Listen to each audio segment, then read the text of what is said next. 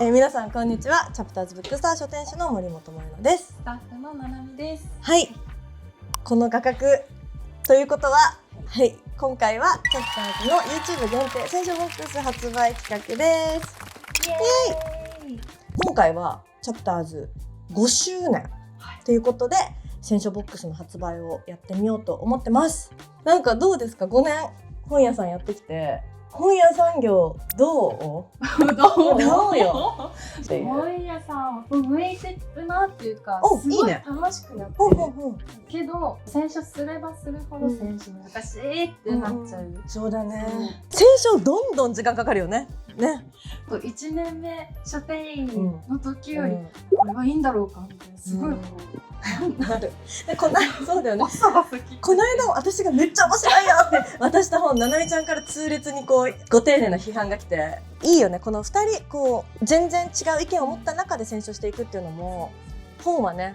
上下なくもうこのままやっていきたいね。これを届ける気です。そうぶつかったよね。あ、そうなんだみたいな。でも逆にこれが誰かのなんか嫌な部分を触ってしまうんだってことも勉強になったりした。でも本届けたいんだけどね。いやちょっと考えさせてください。そうだよね。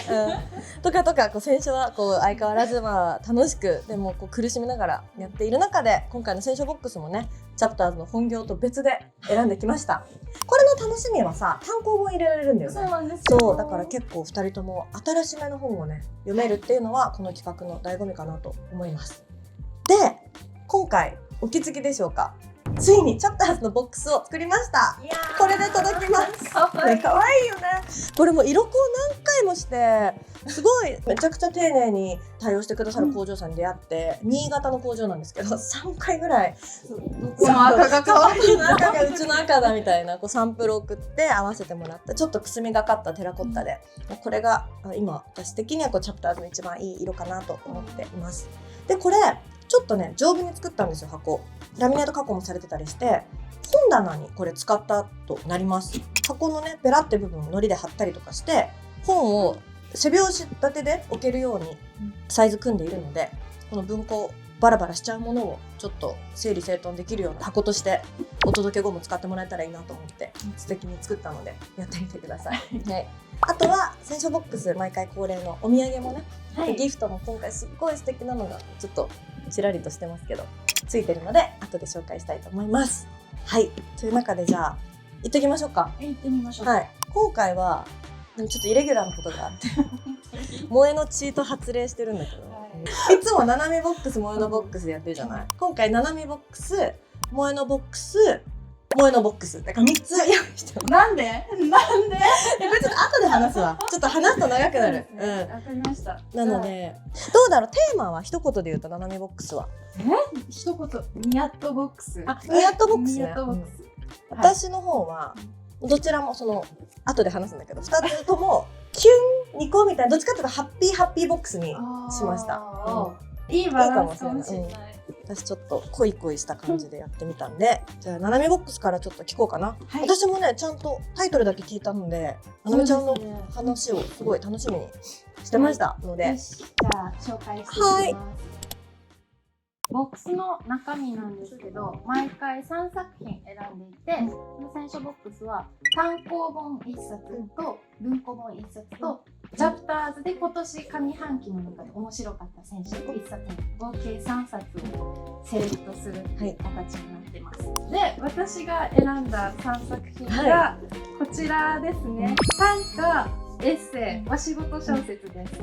結構バリエーションに富んだいいバランスだなという。小説も入ってるのか。そうです。小説はチャプターズの方から1個ピックアップしました。どれからいく？エッセイからいくんで、まだ見ないけど。1個目、萌え柄さんのエッセイが入れたくてどうしても、今回セレクトしてみました。私結構萌え柄さんのエッセイすごく好きで、プライベートによくパラパラって新しいの出たら買うっていうのをしてるんですけど、これは今年の4月に文庫化したばかり。そうなんだ。確かに見たことないもん。表紙が萌え柄さんもおしゃれなのよくって、そうだね。私はそこも含めて好きで買ってる。ハワイに行かれたエッセイ？全然ハワイにも行ってないし、ブルーハワイっていう兄弟作のエッセイが1個入ってはいるんですけど、それがメインって感じで、あんまり関係ないんだそこは。ただ、なんだろう、この表紙からもちょっとあるような、夏に読むといいぐらいの爽快感があるラストというか、割と大体3、4ページぐらいで終わるエッセイがすごいバーっていっぱい入ったエッセイ集になる。なんかね、連載まとめたとか。あ、そうですね。実際にウェブだったかな、で連載されていたものらしくて、これは本当に萌柄さんの何にもない日を綴っただけのエッセイなんですよ。で、知らない人の日記とかそんな話って何が楽しいみたいな、あるじゃないですか。もうそんなのも萌柄さんの手にかかればって笑っちゃ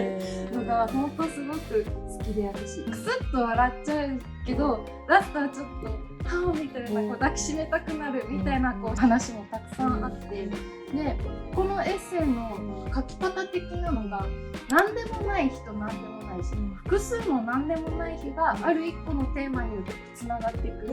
感じがあるので、本当に私たちも生きてて何にもない日ってめっちゃあるじゃないですか。ほぼ何にもない日だもんね。そうでももしかしたら振り返って見た時にすごく愛おしいエピソードが生まれてるかもしれないって思わせてくれるような一作で、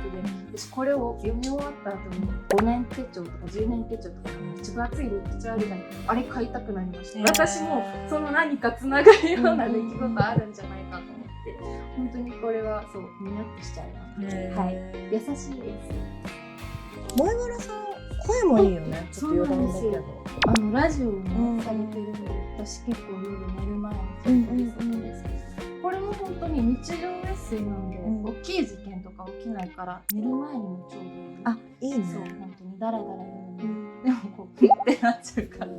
電車で読むのはあんまりおすすめ。あ、そうなんだ。はい。でもさ、このタイトルの付け方もうまいね。そう、どれから読もうって感じなんですよ、本当に。これ気になる。日本もおしまいだな。本当にロマンチックが起きそうで結局起きなくて、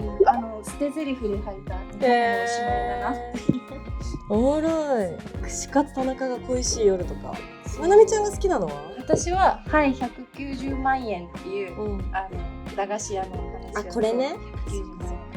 円。なんかね、ななみちゃんがこれでいきますって言った瞬間からちょっと読みたかったんで、いつか萌柄さん入れたいなって思ってたんですけど、タイミングがなかなか見つからなくて、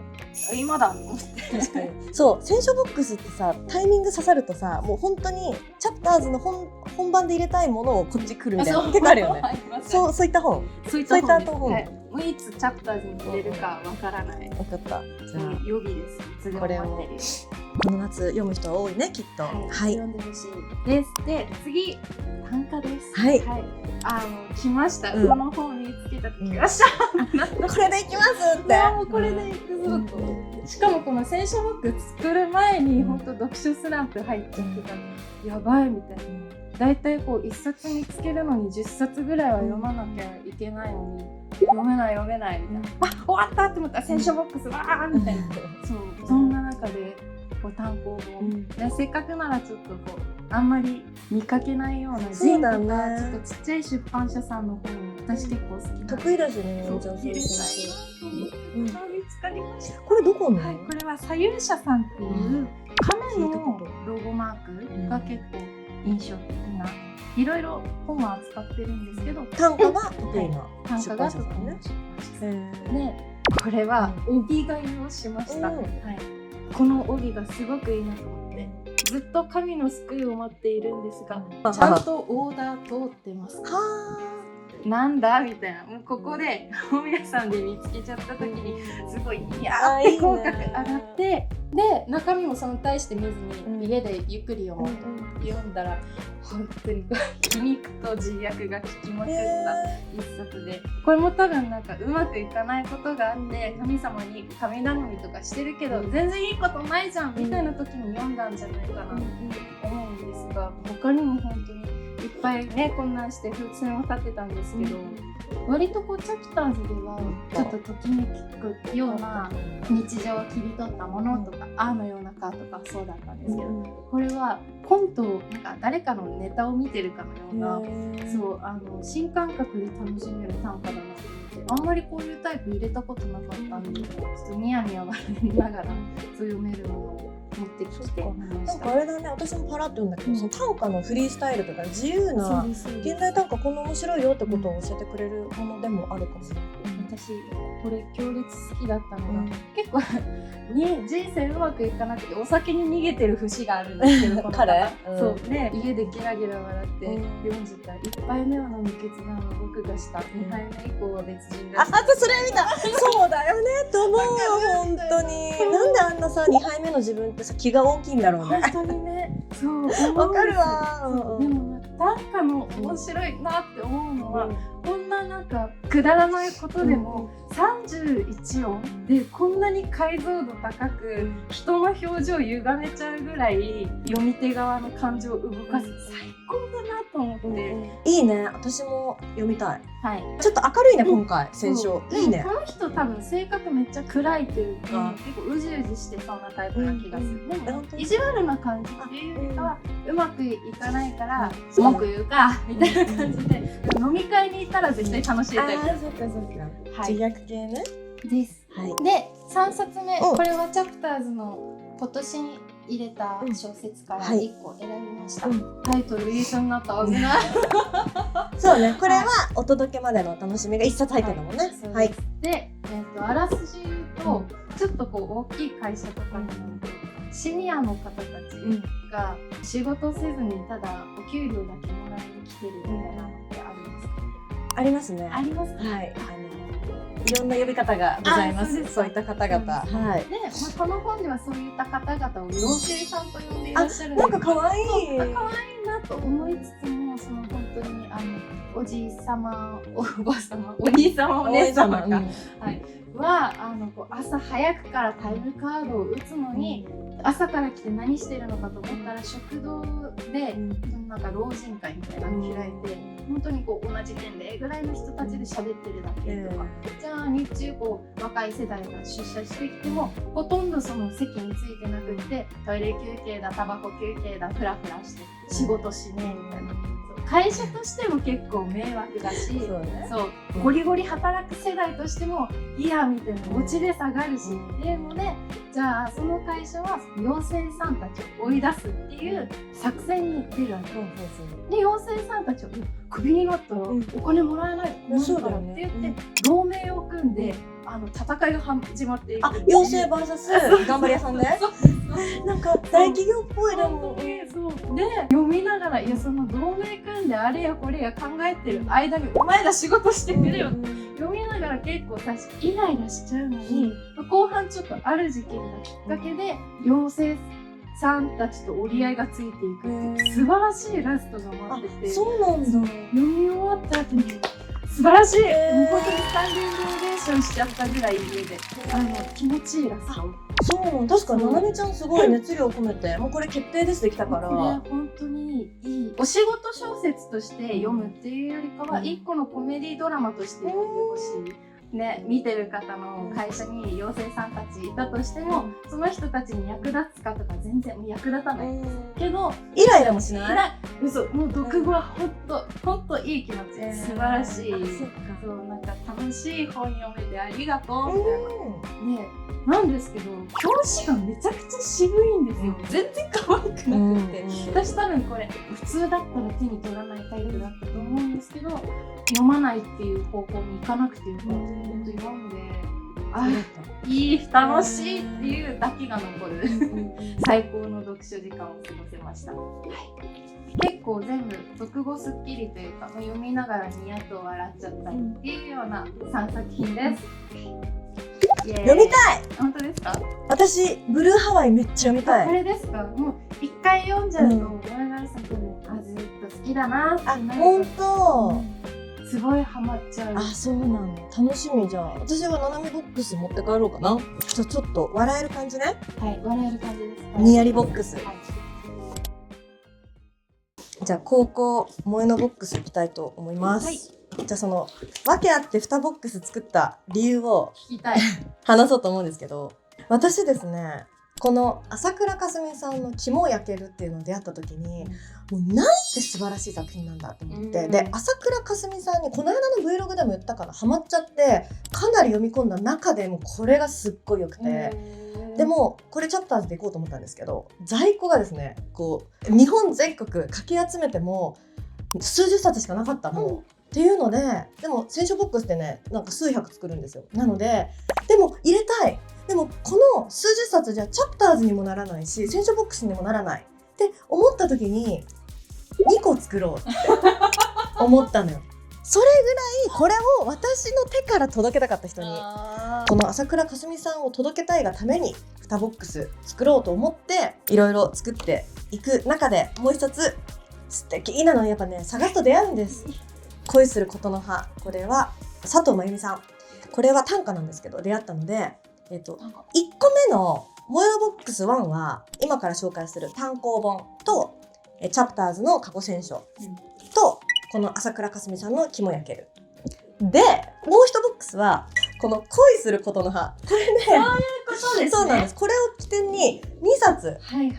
箱を用意したので、皆さん今から4冊説明していくので、どっちが好きか選んでください。いいんですね、そのボックス。私がこう届けたいなという気持ちで説明していきますので、聞いてください。はい。それでは歌う人みたいになっちゃった。ではまず共通の作品からいこうかな。こちら中前ゆかさんかなのドロップポロポロですね。はい。これちょっとまだね本番想定じゃないんですよ。っていうのも4月下旬発売のこれプルーフなんです。あら、そう珍しい。そうですか。でやっぱね選書ボックスかっこつけたいじゃない。みんなに読んだことない本届けたいみたいな、この選書家のこのなんか意地がいっぱい出てくる中で、結構ねプルーフ手配みたいなことも最近し始めてて、の中でこれ講談社さんにどうしても読みたいって言っていただいて見事に選書に入った本です。でこれはドロップポロポロの意味がなんかさ、ちっちゃい飴ちゃんが2個入ってる袋入れのキャンディーわかる？ピンクと黄色とかキューブっぽいやつ、そうそうそう、あれもなんか涙をポロポロ流すって音があのキャンディーのようだなっていうので、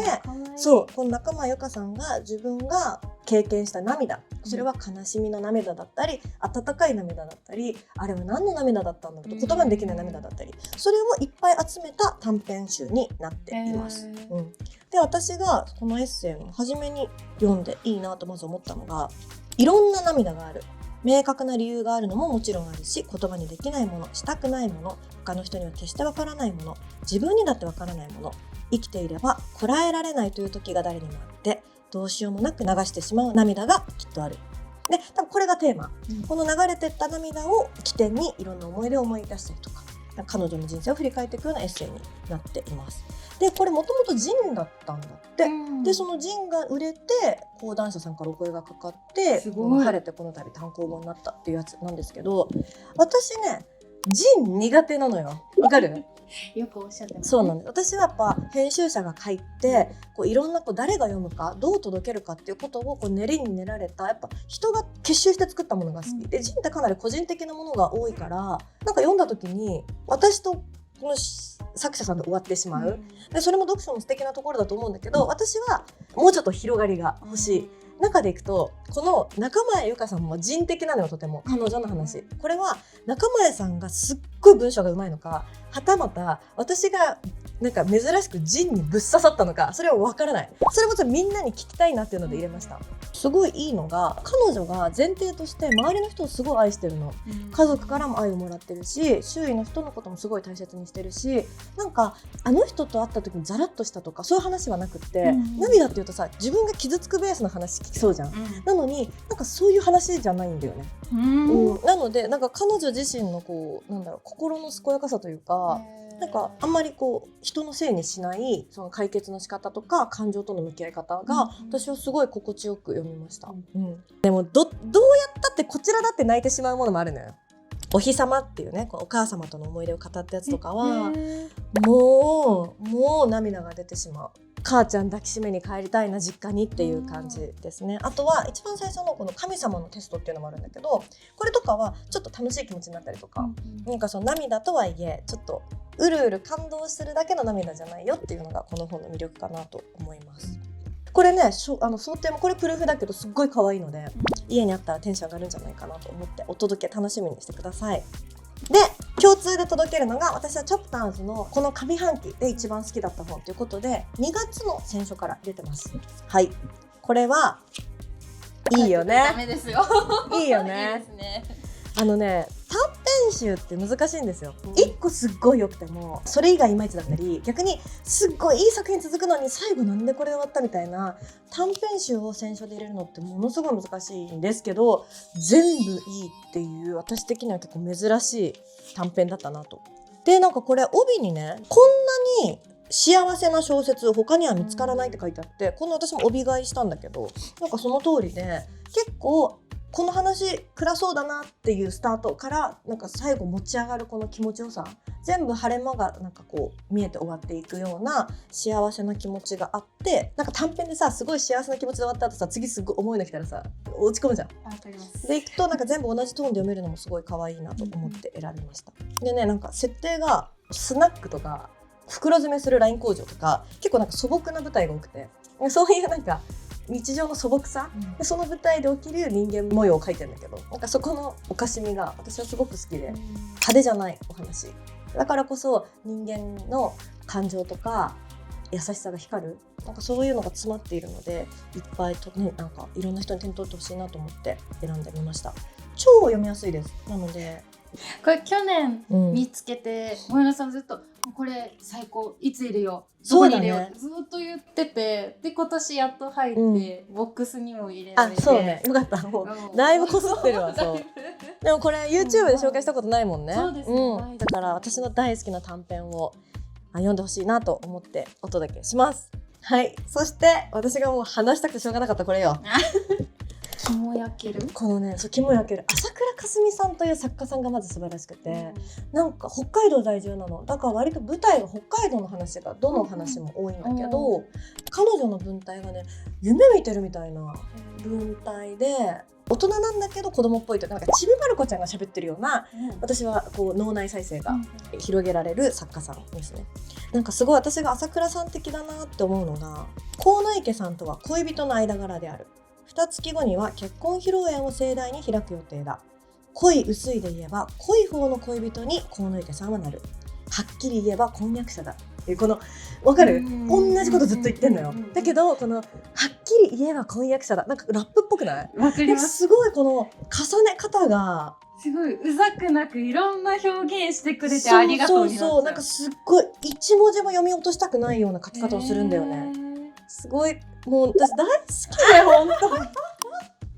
これないのよ冊数だから、もうみんなぜひこれね、短編集で5個入ってるんですけど、前編を通じて20、30代独身の女の子のなんかちょっとじれったい恋心とか愛とかちょっと変な片思いとか、なんかそういった、大きくはキュンというか片思いの部分を書いている本になってます。とにかく全部いい。これタイトルはなんか意味があるんですか？これ肝焼け、私もねなんか酒飲みすぎて酔っ払って帰ったすごい気になっちゃってそれが思ったんだけど、肝焼けるってこうじれったいぐらい好きって意味なんだって。そうだからかわいい。そうもうそうなんだ、ごめんなさい。そうなの、声が出ちゃった。遠距離恋愛の彼の家に押しかけて、なんかでも帰ってこない、会えるかな会えないかな、うざいって思われるのかな、もう肝焼けるわってことなんだって。かわいい。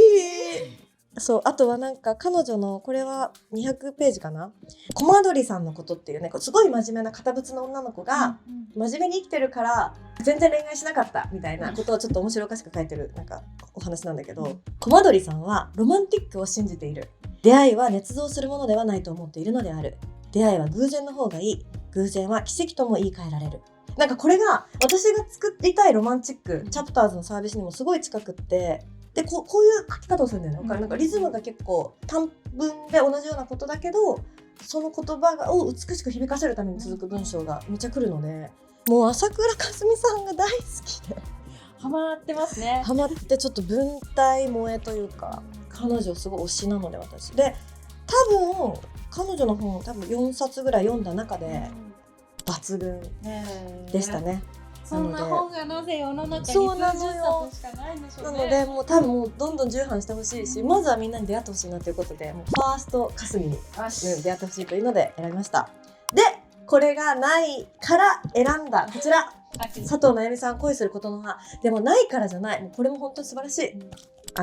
気づかせてくれたっていうか、気づかせてくれた。私恋愛小説そんな得意じゃないんですけど、うんうん。恋愛は好きなの。だってサービスにしてるぐらいだから、自分で。でいくと恋愛の短歌、もうこれがもう至高だと、もう大好きすぎるっていう。だから小説はあれだけど、うん短歌は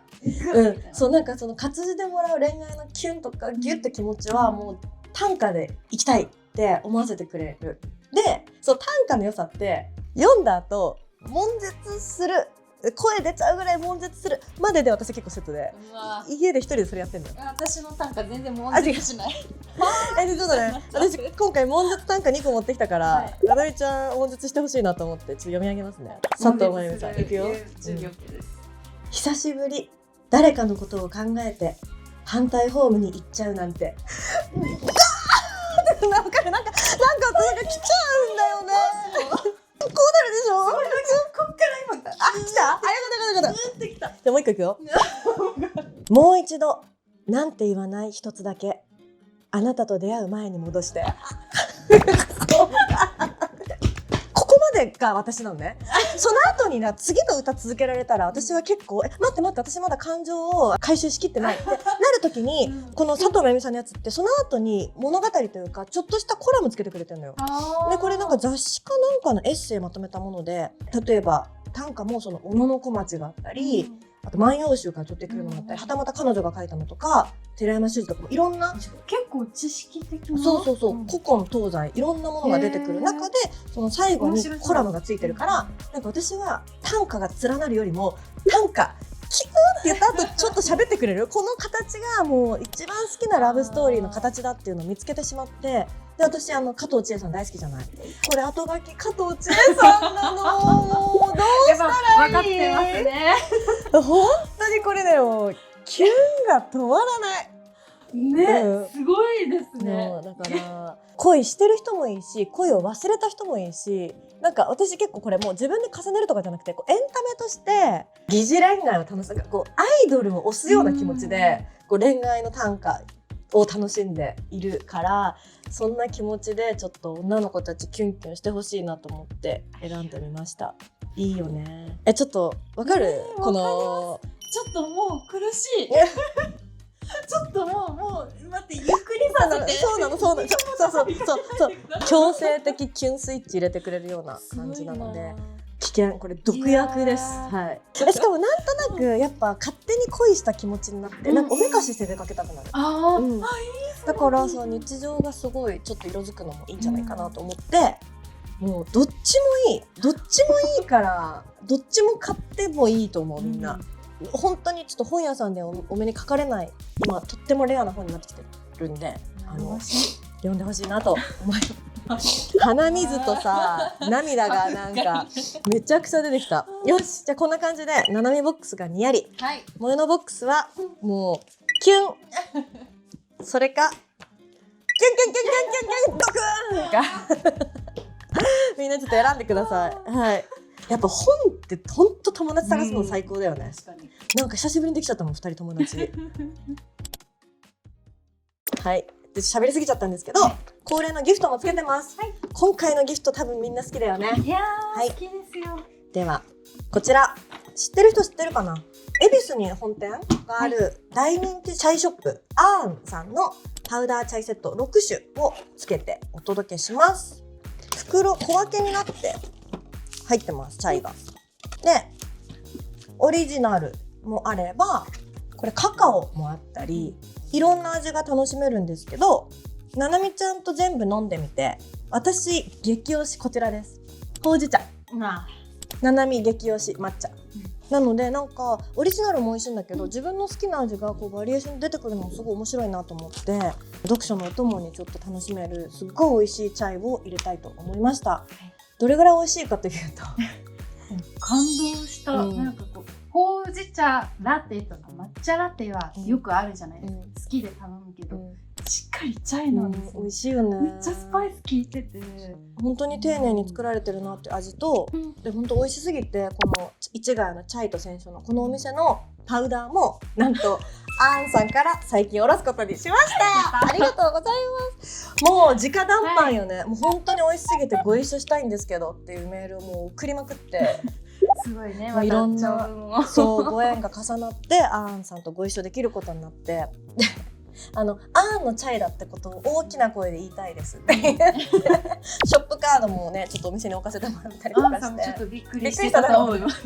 なので市ヶ谷のチャイと選手に来てもこのアーンのチャイ楽しめますし、来たことある方はあのチャイ美味しかったなと思ったらこれぜひ美味しいって分かってると思うし、あとはやっぱね今いろんな全国に YouTube 見てくださってる方がいる中で、お店のさチャイ飲めないじゃない、なかなか来れないからちょっとでもお店の体験を広げたいっていうので、このいいタイミングが揃ったので、このチャイに4月からチャプターズのこの市ヶ谷のチャイと選手では提供してるんですけど、選手ボックスも6月ということでいいタイミングかなと思いますので、ちょっとね今回どの本、ななみボックスにしても萌えのボックス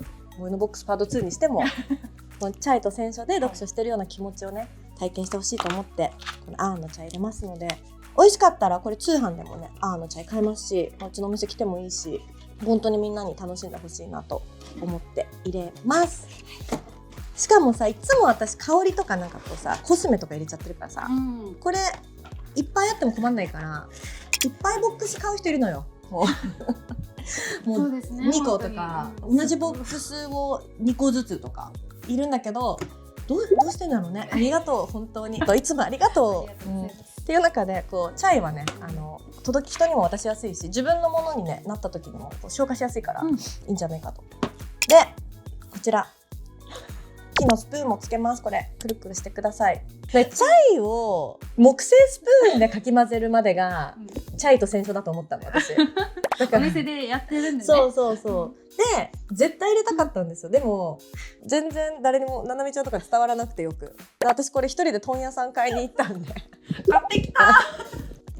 ですからまたね赤字になるような利益率を逼迫するようなことをね、これ何にもつけなくてよかったんですよ。だけどつけるって言い出した知らないぞってあとつけるって言ったらつけるからね私は。で問屋さんで全部同じ色がなくていろんな色で届けます。これもうちょっとヒノキっぽい色もあれば、もうちょっと濃いのもあれば、こうやってオークっぽいのもあるし、なのでこのスプーンはなんか自己満で萌えのさん入れたんだなって思ってこうチャイ回しながらちょっとねチャプターズを思ってくれたら嬉しいです。なんかこううちのお店の体験をねあげたくて、そういった気持ちでございました。いざあるといいなってやっぱ思いますね。なんかさスプーン届くとさ、よっしゃ飲むかってなるじゃない。しかもなんか木のスプーンが届くの嬉しい。プラスチックとかそういうのじゃなくて、そうだからこれでちゃんとこう混ぜて入れてやってほしいなと思ってちょっとお届けします。じゃあななみボックス、そして萌えのボックス、で萌えのボックス3個あります。3個あります。なので皆さん好きなものを選んで YouTube の下の欄から買えますし、あるいはチャプターズグッズストアのウェブサイトからも直接買えるので、気になった方見てみてほしいなと思います。ボックスは結構用意したつもりですが本当にわからないね、もう一瞬で、売り切れる場合もあるし、意外と売れないみたいな時もある、なので欲しい方は早めがおすすめかなと思います。という形でチャプターズ6周年で目指してね頑張っていきますので、オンラインのチャプターズ、あと YouTube もこれからも楽しく配信続けていこうかなと思うので、こちらでも一緒にねみんなの読みたい本が見つかるように精一杯紹介していきますので、これからも一緒に見てもらえたら嬉しいなと思います。はい、では皆様選書ボックスお買い求めお待ちしてます。また次の動画で会いましょう。失礼します。じゃあね。